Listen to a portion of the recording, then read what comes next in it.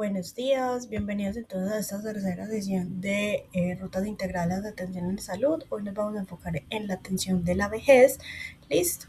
Esta clase entonces está pensada para que nosotros revisemos todo lo que es la ruta del adulto mayor con énfasis pues en la identificación temprana de los factores de riesgo y que ustedes al finalizar el video sean capaces de identificar y comprender cómo se hace la valoración del adulto mayor según las rutas de atención de la vejez, qué escalas, exámenes y debemos garantizar para la atención de nuestra vejez.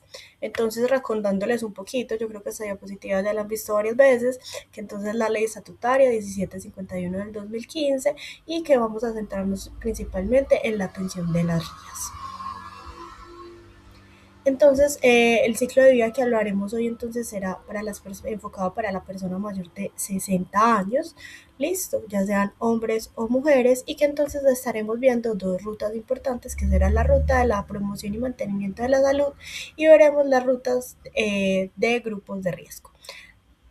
Acuérdense que ambas se pueden ir mezclando, no son rutas específicas y que yo ya esté en una ruta, por ejemplo, de eventos específicos, no me excluye de las otras dos rutas, entonces tenemos que tener muy presente ese punto.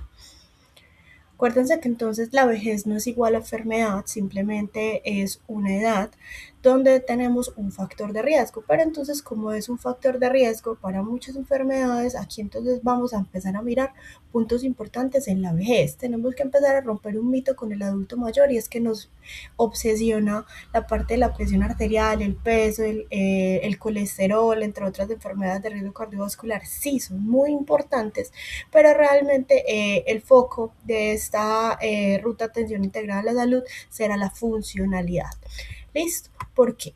Porque yo puedo tener un adulto mayor con hipertensión, puedo tener un adulto mayor con diabetes, pero si él es capaz de ir al mercado, administrar su propio dinero, bañarse él solo, pues realmente será un adulto mayor con enfermedades cardiovasculares, pero funcional y útil para la sociedad.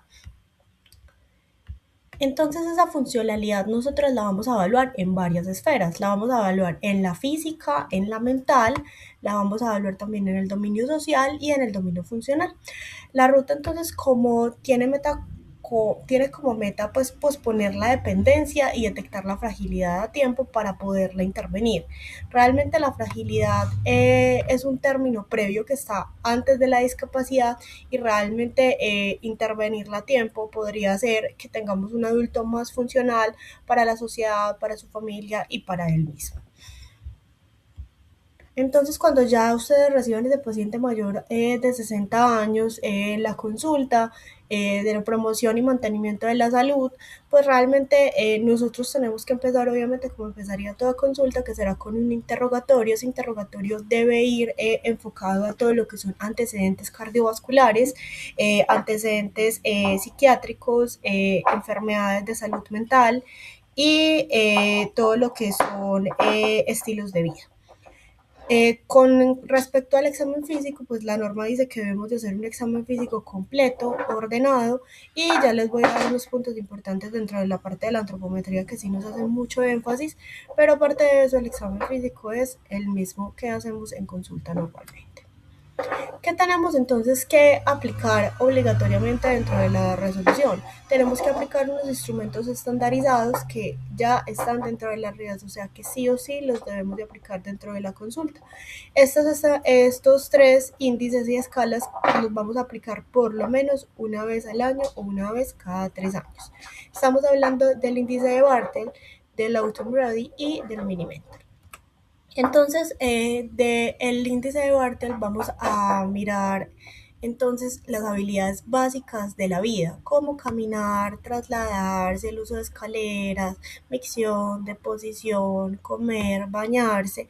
Y esto nos habla de un grado de deterioro del paciente y un grado de dependencia del otro para hacer sus actividades básicas. Listo. Ella nos da una puntuación mínima de 0 y una puntuación máxima de 100, hablando de dependencia cuando una dependencia grave, cuando estamos hablando que el paciente tiene entre 20 y 35 puntos o menos de 20 puntos.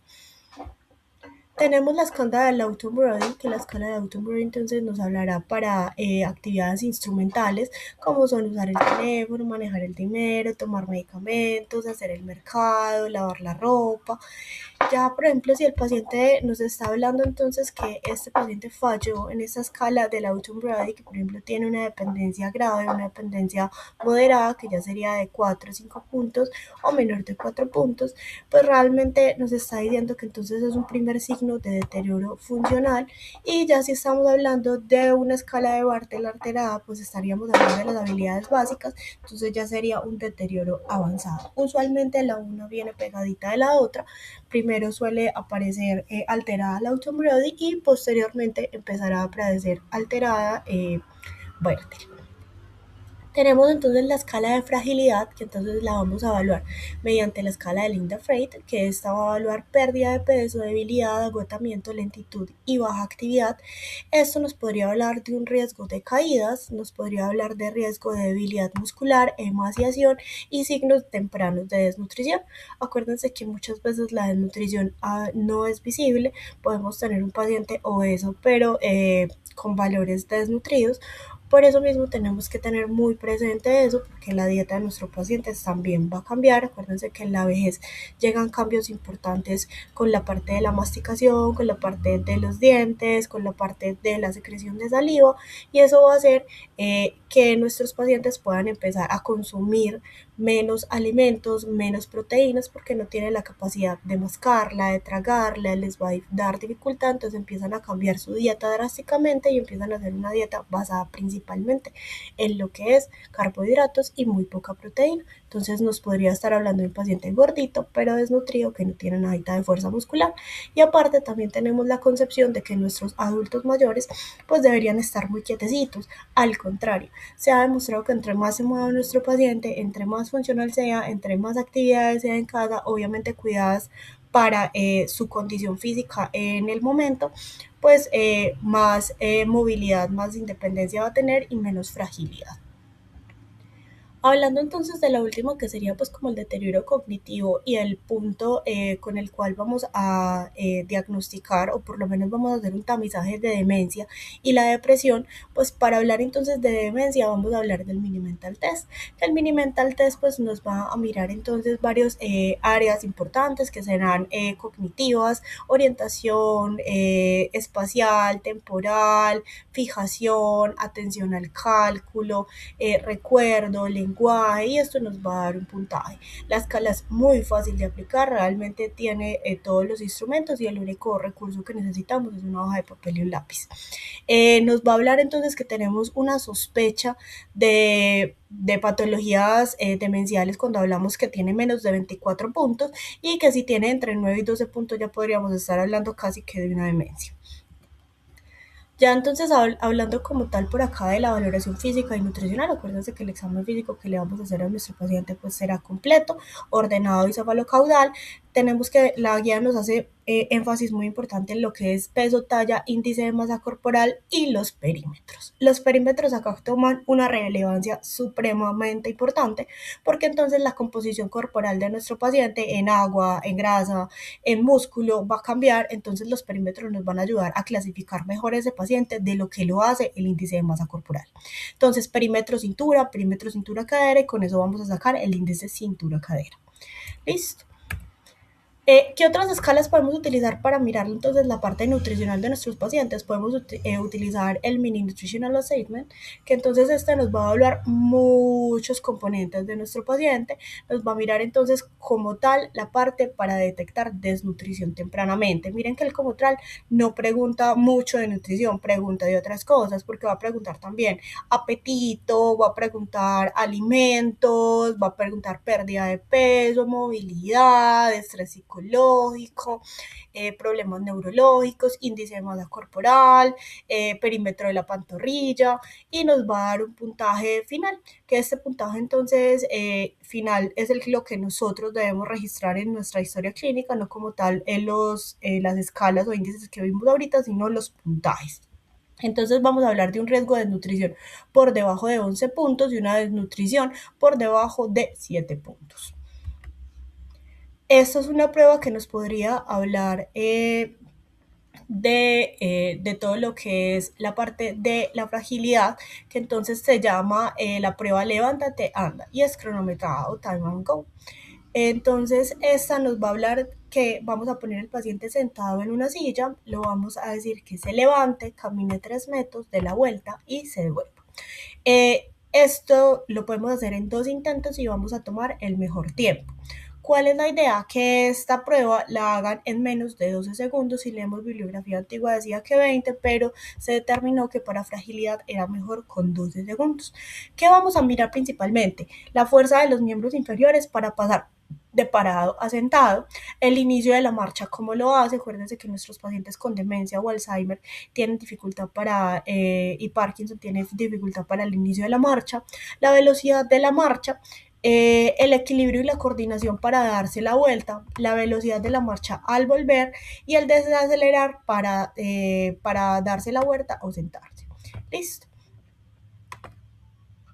Ya hablando entonces como tal de otras rutas, vamos a mirar los tamizajes de cáncer, que entonces será cáncer de colon, que a partir de los 60 años ya no es como en el adulto, que es algunos sí, algunos no, no a partir de los 60 años a todos le vamos a hacer sangre oculta en heces cada 2 años hasta los 75 años o posteriormente, pero dependiendo de las condiciones clínicas del paciente, y colonoscopia cada 10 años hasta que el paciente fallezca.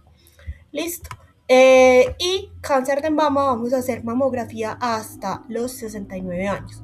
Aquí como tal en el adulto ya no vamos a pensar tanto cuando inicia el examen, sino cuando finaliza el tamizaje, porque los tamizajes como tal tienen una edad de entrada y una edad de salida. Entonces aquí tenemos que hasta los 69 años vamos a hacer mamografía.